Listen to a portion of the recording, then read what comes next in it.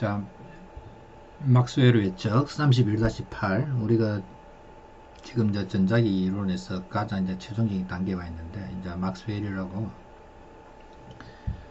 맥스웰 이제 독일 사람인데 순수하게 이제 이론적으로 전자기 파열을 갖다가 예측한 거예요.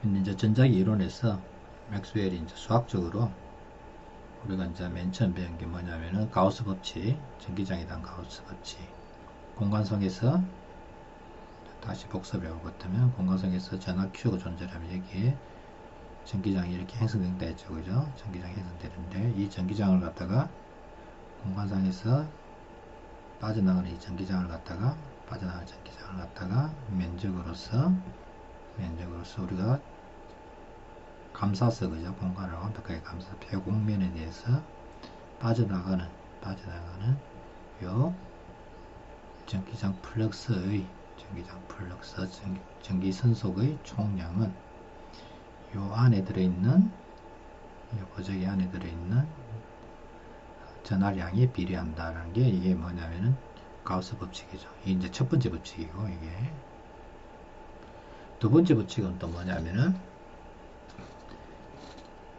전기장이 아니고 이제 자기장에 대해서 NS가 있으면 N극 있어 나와서 S극으로 이 같은 자기장이 형성되는데 전기장도 마찬가지예요. 플러스에서 생성돼서 마이너스로 가잖아요. 그죠? 마이너스로 가게 되는데 플러스 주위에 감싸면 이 같은 경우는 이제 플러스가 되고 빠져나가니까 마이너스 주면 이제 들어오니까 이 값이 마이너스가 되겠죠. 그죠? 이 값이 자기장에 대해서도 N극 S가 있으면 자기장이 생성되는데 자기장에 대해서 내가 이렇게 공간상에서 빠져나가는 자기장을 갖다 계산하면은 이거는 항상 제로가 된다.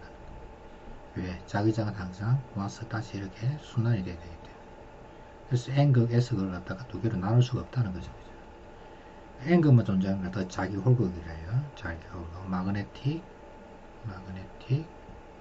홀, 모노폴. 마그네틱 모노폴이 존재하지 않는다는 거 말이에요.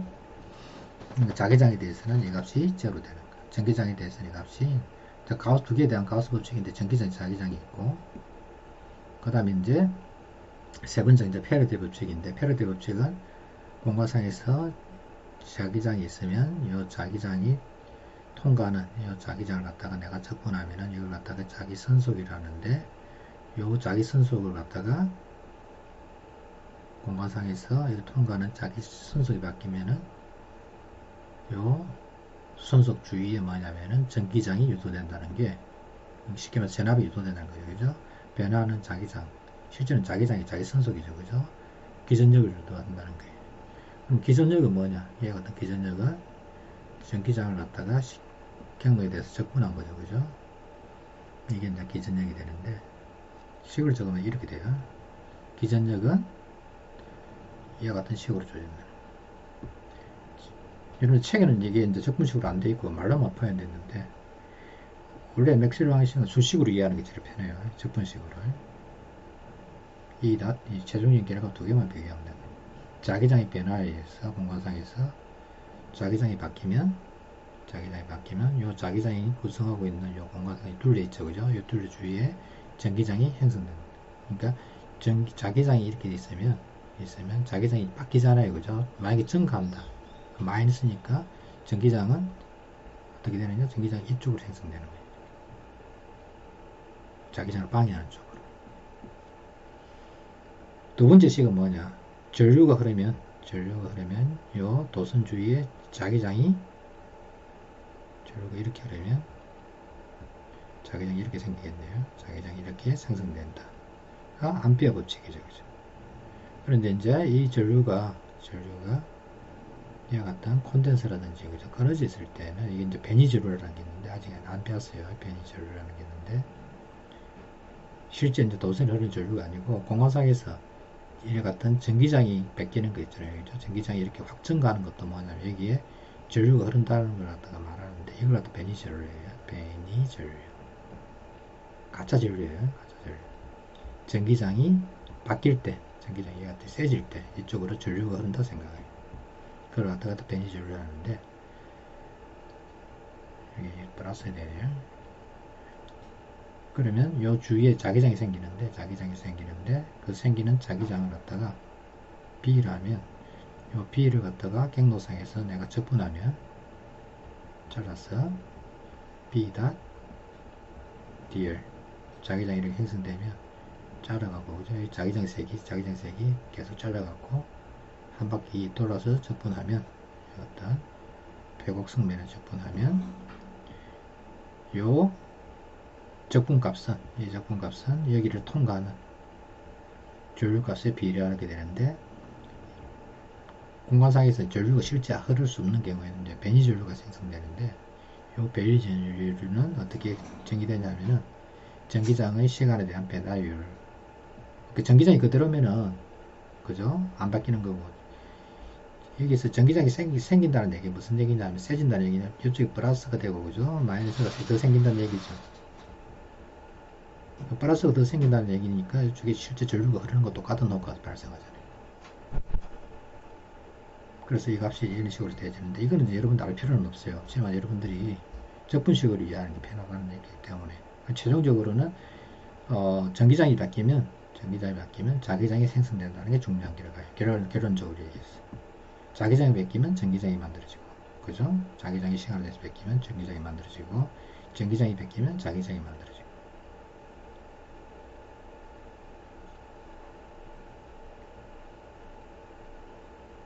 그래서 패러데이 법칙은 자기장에 의해서 전기장을 만드는 거지. 이미 실험때 알려지고 그죠? 자기장이 전기장을 만들고 전기장이 자기장을 만드는 대칭적으로 믿었기 때문에 전기장을 갖다 만들죠. 이 전기장을 만드는 얘기를 갖다가 베니줄을 갖다가 베니줄 아까 했죠 그죠? 요 파이를 갖다가 입실원제로 곱해준 값을 시간 돼서 미분해 준 값. 이걸 갖다가 시간 된 값을 갖다가 되는데 이제 이 값이 적분식으로는 입실원제로에 이런 식으로 주어져요. 이건 여러분들이 그냥 그래서 암페어 법칙을 해서 모순을 해결했고 그래서 여기에 파동의 속도, 빛의 속도가 같다는 걸 갖다 계산을 했어요. 그래서 아까 여기 식에서 입실원제로 뮤제로 있죠, 그죠? 이 값을 이용해서 C 제곱이 뭐가 같냐? 입실원제로분은 뮤제로분 1이 되면은 완벽하게 파동 방식이 같아지는 걸 갖다 찾아내서 모든 가시광이나 전자기 파들은 전기장과 자기장의 변동으로 되어 있다는 걸 주장했어요. 그래서 서로 유동하면서 진행한다고 주장합니다. 전기장은 자기장을 만들고 자기장은 전기장을 만들고 서로 수직되게. 당연히 수직이죠, 그죠? 왜 수직이냐? 전기장 이쪽 방향이면 자기장 이쪽이잖아요, 그죠? 그러니까 이쪽 방향에 대해서 이렇게 돌아가는 거니까 항상 이 방향에 대해서 수직이죠. 전기장, 자기장은 항상 수직이에요.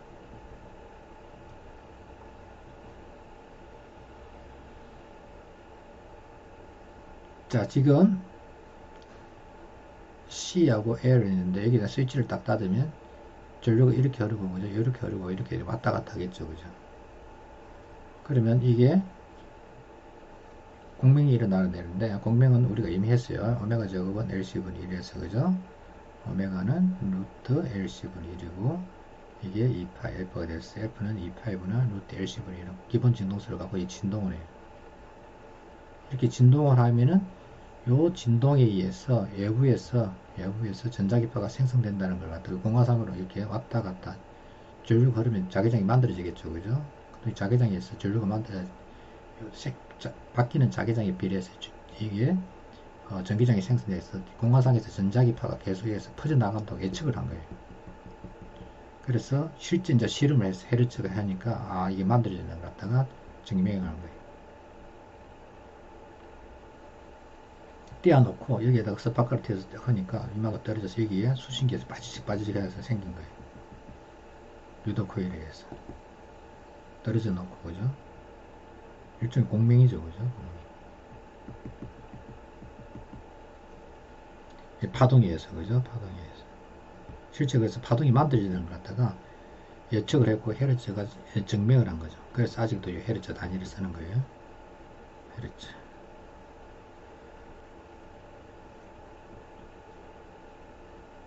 그래서 이제 전자기파가 어떻게 만들어지는지 이제 그걸 보여주는 거예요. 플러스 마이너스에서 전기장이 이렇게 만들어지면, 자기장은 이제 여기 수직되게 이런 식으로 만들어진다. 지금 여기 전자기파는 행파예요. 나가는 방향이 이쪽이면, 전기장이 이쪽이면 자기장이 이렇게 수직으로. 전기장이 이렇게 진동하면 자기장은 이런 식으로. 그러니까 Z방향으로 진동한다 할 때 X방향, Y방향 이제 진동이 완전 다르죠. 그죠? 항상 수직되게. 전기장하고 자기장은 항상 수직되게 이렇게 움직입니다. 이런 게 진동을 얘기를 할 때 이게 평면파라고, 실제로는 이게 문제입니다. 돌면서 가요. 이렇게 스크레이션 안에서 실제 포톤은 아직 그 얘기는 안 했는데, 이 빛이 포톤이라는데 실제로는 뭐냐면은 돌면서 가요. 이게 전기장이 돌면서 간다. 그럼 책에는 잘 안 나 있는데, 그래서 이제 이게 지금 보면은 이 입시론제로 뮤제로 그죠? 이게는 공화상에서 유전율이고 그죠? 이게는 자기 자율이죠, 그죠? 공화상에서. 그러니까 더 계산하니까 정확하게 되는데, 이게 이제 우리가 간척하고 있는 빛의 속도가 똑같다는 거예요. 그 다음에 전기장하고 자기장을 비교하면은 여기 이제 빛의 속도 C배만큼 되는데, 이게 이제 그 크기 건데, 이게 그 뭐 전기장이 에너지를 다 갖고 있다는 그 얘기는 아니에요. 전기장, 자기장 서로 복합적으로 되어 있기 때문에. 그래서 이거는 여러분들이 하지 마세요. 이것도 할 필요는 없고, 그보다는 이것만 아세요. 빛에서는 이거 이제 책에는 없는 건데, 빛에서는 에너지는 E 이꼴 일반적으로 MC 제곱이잖아요, 그죠? 여러분들 알다시피 질량이 있는 M이 물체가 E 이꼴 MC 제곱인데, 빛 같은 경우는 질량이 없는데 그때는 E는 PC, P는 뭐냐, 운동량이에요, 운동량. 그래서 뭐 이렇게 나오는데, 이건 여러분들이 오히려 더 헷갈릴 거고, 그죠? 그래서 이게 뭐냐면은 빛 알갱이 하나가 E 이꼴 HF라는, 이게 양자론인데, HF라면 그게 갖고 되는 운동 에너지는 이게 운동량은 P는 C분의 E죠, 그죠? 이게 HF죠, 그죠? 이걸 다 C로 나눈 거예요. 그럼 이제 C는 V는 F 라무다니까 F 라무다분은 HF니까 FF 없어지면 이게 이제 라무다분은 H가 되겠죠. 그래서 빛의 운동량은 라무다분의 H가 나와요.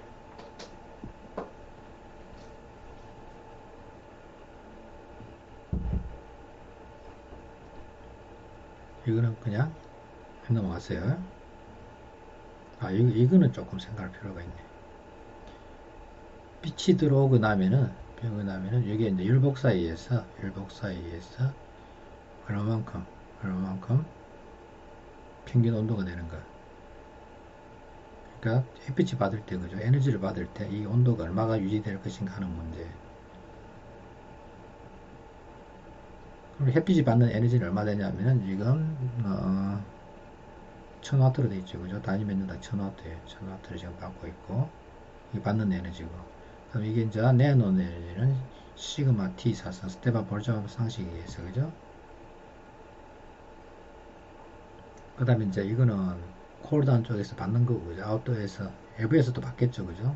근데 이제 이게 온도가 더 높기 때문에 받는 열만큼 뭐냐면 내가 방출하는 열만큼 파워가 되니까, 그래서 이제 계산하는 식이에요. 그래서 60도씨. 이것도 여러분들이 지구과학에서 아마 계산한 것 같은데, 지구과학에서 보면은 지구에서 태양으로부터 에너지를 받겠죠, 그죠? 받으면 이제 지구가 사방으로 이렇게 4파이 R 제곱만큼, 그죠? 그 다음에 시그마 T 사상 하면 이 지구가 방출하는 에너지가 되겠죠. 지구가 이제 같은 온도로 치면 이게 뭐냐면은 지구가 태양으로 받는 에너지 계산하면 이게 이제 T를 계산하면은 이게 어느 정도 되냐면은 영하 40도인가 아마 그 정도 될 거예요. 이게 이제 절대온도거든요. 절대온도 K이기 때문에. 그런 식으로 계산하면 어떻게 되느냐. 이게 이제 지구가 원래 정상적인 온도면, 그죠? 지구 대기층이 없고, 그죠? 그냥 여기 전부 다 흡수해서 흑체 복사를 하면은 이게 이제 영하가 돼야 되는데, 실제로 이제 이게 공기층이 있으니까, 그죠? 공기층이 있으니까 우리가 온도가 영상이 돼서, 그죠? 살 수 있는 지구 환경이 되는 거죠, 실제로는. 요 지구 대기층 때문에 생기는 현상이죠. 그죠? 지구 대기층. 스테마 볼적 항식 공식은 아마 여러분들이 이거는 또 넘어가고 이걸 넘어갈게요. 이거보다는 이제 이것만 생각하면 되세요. 지구 그보다는 어, 빛이 오잖아요. 그죠? 그러면 이게 어떤 알갱이 우주공 같은 알갱이 있으면은 이 빛이 두드리기 맞으면 그죠? 알갱이 이쪽으로 운동력을 받아서 그죠? 아까 P는 C분의 E였죠. 그죠?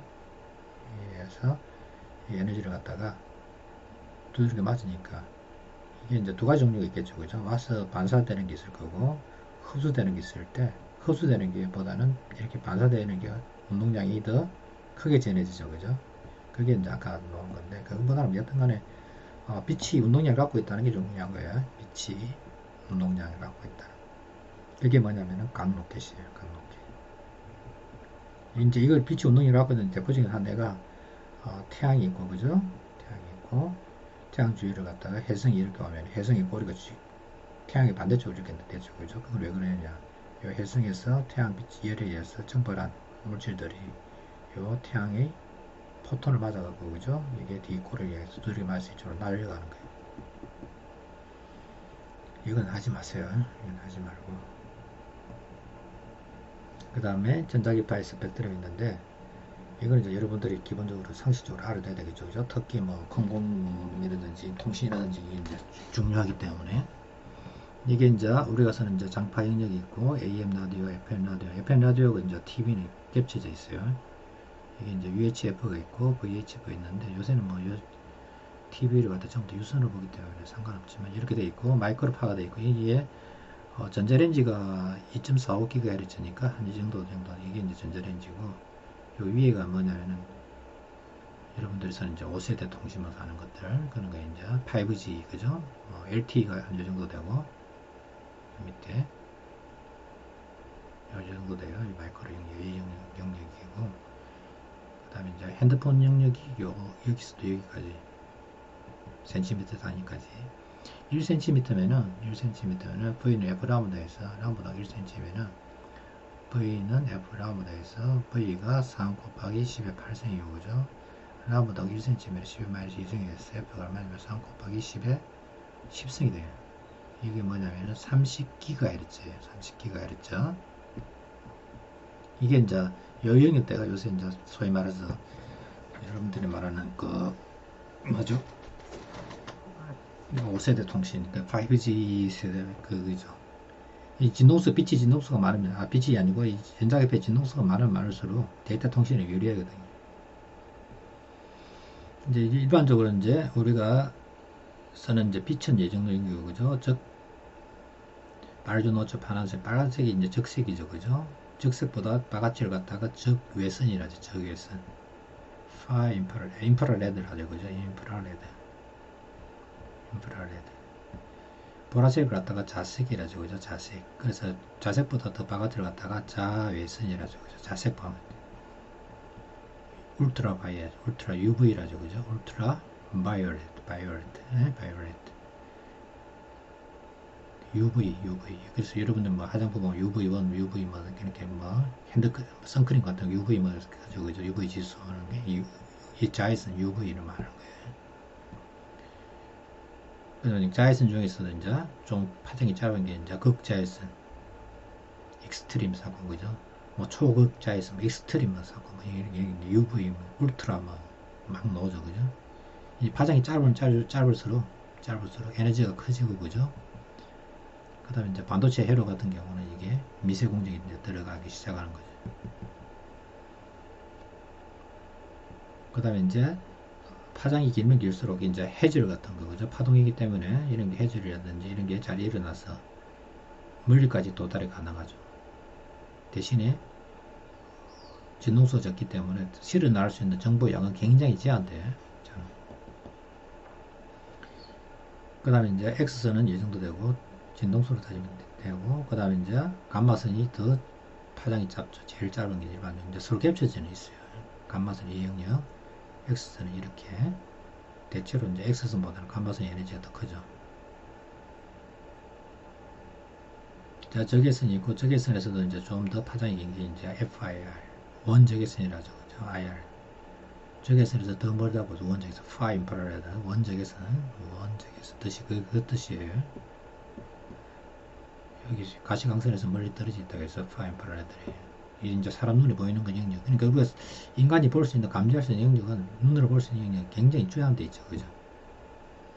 근데 일반 동물들은 이제 이게 또 색깔을 또 구별도 못하죠. 또.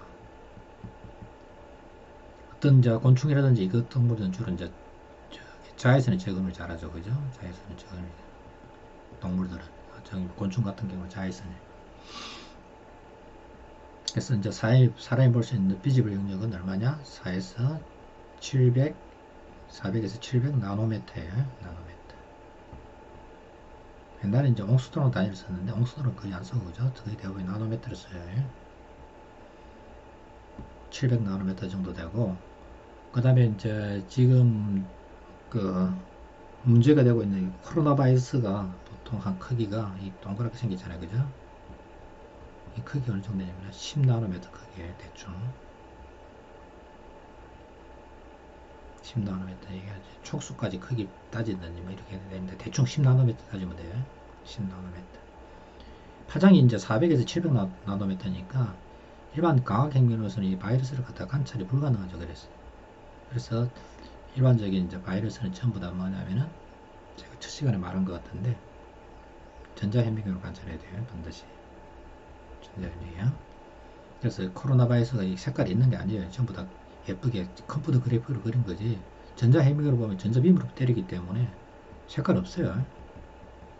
근데 이제 사람들 좀 현혹시키기 위해서 좀 색깔을 좀 이쁘게 표현했죠. 그래서 이제 자외선, X선, 감마선 쭉 나오는 게 돼 있는데, 이제 감마선이 이제 소위 말해서 이제 이게 대부분 우리가 알고 있는 방사능이죠. 그죠? 둘 다 이제 이게 방사선이 해당되죠. 사람 몸에 이제 들어오면 이제 세포 파괴가 일어나는 거죠. 세포 파괴. 세포 파괴도 일어나지만 이게 이제 암 치료에도 쓰죠. 그죠? 암 치료에. 방사능 치료잖아요. 그때는 주로 많이 쓰는 게 감마선이. 유전자 구조에 영향을 미친다. 그래서 원자병이 원인이 된다. 유전자를 바꾸기 때문에 원자병이 원인이 되죠. 그죠? 그 다음에 이제 자외선 아까 나와 있고, 이게 이제 기본적인 상식이에요. 여기 맨 마지막에 나오는 거는 뭐냐면 여러분들이 일반적으로 알고 있는 상식으로 얘기한 거예요. 자, 그 다음에 이제 맨 마지막에 나오는 게 도플러가 나오는데, 전자기파에서 도플러가는 뭐냐면은, 어떤 파원이 있는데, 파동을 이렇게 내겠죠. 그죠? 내고 있는 놈인데, 이놈이 이쪽으로 다가오면서 파원을 내면 어떻게 되느냐. 그러면, 파가 이렇게 오던 놈이, 이놈이 내한테 접근하면 어떻게 되느냐. 오던 놈이 조금 더 파장이 짧아지겠죠. 그죠? 그럼 어떻게 되느냐. 가까이 오는 파원이 가까이 되면은, 진동수가 더 빨리 진동하는 거다. 쉽게 말해서, 앰뷸런스가 사이렌을 울리면서 다가오면 어떻게 되느냐. 훨씬 더 그 앰뷸런스 고유의 진동수보다 훨씬 더 높게 진동이 돼요.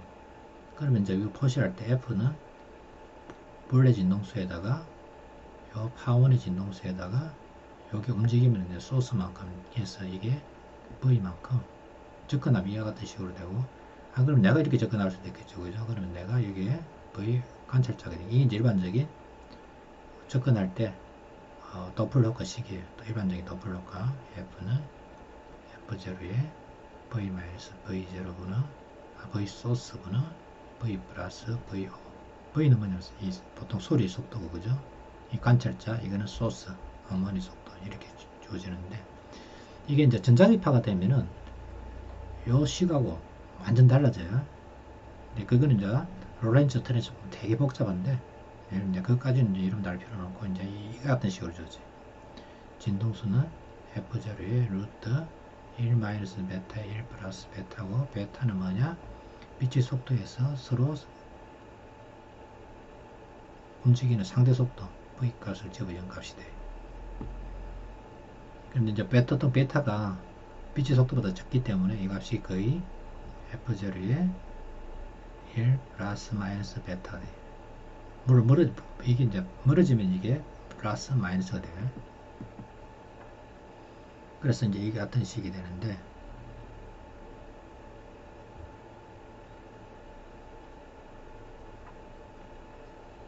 그래서 내가 이제 여기 있고, 그죠? 아주 멀어지는 벨이 있는데, 이 벨이 이쪽으로 가는 거예요. 내한테 멀어지는 거예요. 그럼 내가 관찰은 어떻게 되느냐? 고유 진동수보다 파장이 늘어나겠죠. 그죠? 파장이 늘어난다는 얘기는 진동수가 늘어난다는 얘기예요. 진동수가 늘어난다는 얘기는 진동이 줄어든다는 얘기죠. 진동이 줄어들면 아까 보다시피 이게 아까 여기 있었죠. 그죠? 진동수가 이쪽으로 갈수록 크고, 그죠? 진동수가 작아지죠. 그죠? 진동수가 크고 진동수가 작아요. 제일 진동수 작은 게 빨간색이에요. 관찰했을 때 뭐냐면 진동수가 멀어지면은 이 빨간색에 치우쳐서, 그래서 레드 시프트라는 거예요. 레드 시프트.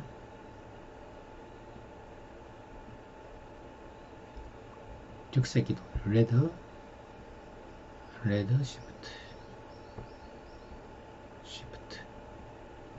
즉색 이동. 편의를 하게 돼요. 옛날에 즉색 편의를 하는데 지금 즉색 이동. 레드 시프트라는 말이 더 편하겠죠. 여러분들.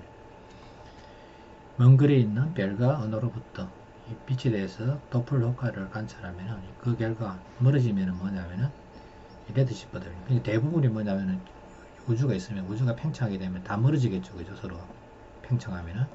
그러면 어떻게 되냐? 고유 원래 내게 될 빛의 속도보다, 빛의 파장보다 더 길게 관찰이 되는 거예요. 파장보다. 레드 시프트 다 일어나게. 물론 속도가 빠르면 빠를수록 레드 시프트 커지겠죠. 그죠? 보니까 멀리 있는 벨이면 벨일수록 더 레드 시프트가 많이 일어나기 때문에, 그래서 우주가 팽창한다는 증거가 되는 거죠. 우주가 팽창하는 증거는 여기서부터 찾는 게 적습니다. 그래서 이제 빛에서의 도플 효과까지 설명하면은 여러분들이, 근데 이제 일반적인 이 식하고 이 식하고 차이는 이거예요. 근데 이거는 여러분들 할 필요는 없고, 전자기별은 전파가 지금 매질 없이 그저 진공 중에서도 도달이 가능하고, 그죠? 정지했거나 소진되는데 이 값이 이제 이와 같은 식으로, 이거는 이제 책에는 없어요. 책에는 없고, 원래 식은 이 식이라는 거. 이상으로 수업 강의를 끝마치도록 하겠습니다.